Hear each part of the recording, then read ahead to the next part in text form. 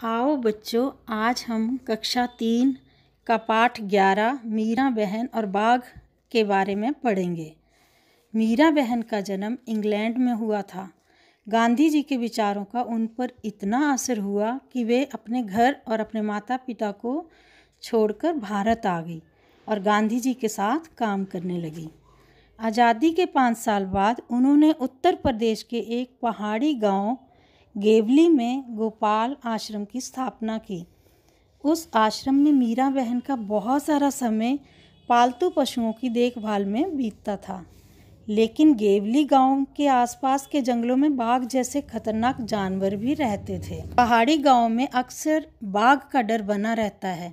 जंगल कटने के कारण शिकार की तलाश में बाघ कभी कभी गांव तक पहुंच जाता है। गेवली गांव में एक बार यही हुआ। एक बाघ ने गांव में घुसकर एक गाय को मार डाला। सुबह होते ही ये खबर पूरे गांव में फैल गई। गांव के लोग डरे कि ये बाघ कहीं फिर से आकर दूसरे पालतू जानवरों को और किसी आदमी को ही अपना शिकार ना बना ले। गांव के लोग गोपाल आश्रम गए और उन लोगों ने मीरा बहन को अपनी चिंता बताई। गांव के लोगों ने अंत में तय किया कि बाघ को कैद कर लिया जाए। उसे कैद करने के लिए उन्होंने एक पिंजड़ा बनाया। पिंजड़े के अंदर एक बकरी बांधी। योजना ये थी कि बकरी का मिमियाना सुनकर बाघ पिंजड़े की तरफ आएगा। पिंजड़े का दरवाज़ा इस प्रकार खुला हुआ बनाया गया था कि बाघ के अंदर घुसते ही वह दरवाज़ा झटके से बंद हो जाए। शाम होने तक पिंजड़े को ऐसी जगह पर रख दिया गया जहां बाघ अक्सर दिखाई देता था। ये जगह मीरा बहन के गोपाल आश्रम से ज़्यादा दूर नहीं थी। रात बीती।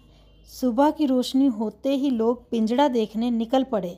उन्होंने दूर से देखा कि पिंजड़े का दरवाज़ा बंद है। वह ये सोचकर बहुत खुश हुए कि बाघ जरूर पिंजड़े में फंस गया होगा। लेकिन जब वे पिंजड़े के पास पहुँचे तो क्या देखते हैं, पिंजड़े में बाघ नहीं था। लोग चकित थे। बाघ के अंदर गए बिना पिंजड़ा बंद कैसे हो गया। लोग मीरा बहन के पास पहुँचे। लोगों ने सोचा कि गोपाल आश्रम पास में ही था, इसलिए शायद मीरा बहन को मालूम हो कि रात में क्या हुआ। पूछने पर मीरा बहन बोली, देखो भाई, मुझे नींद नहीं आ रही थी। मैं सोचती रही कि आखिर बाघ को धोखा देकर हम क्यों फंसाएं, इसलिए मैं गई और पिंजड़े का दरवाज़ा बंद कर आई।